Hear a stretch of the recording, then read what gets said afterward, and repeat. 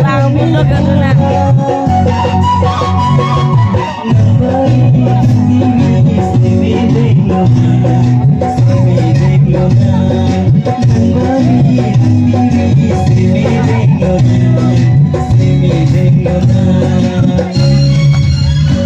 Hãy subscribe cho kênh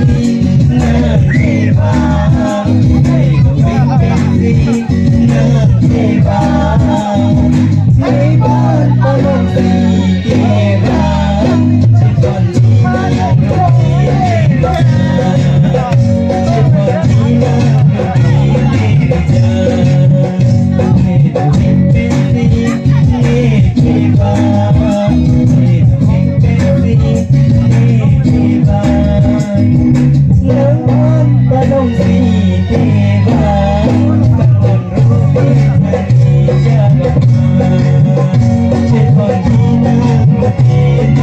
lỡ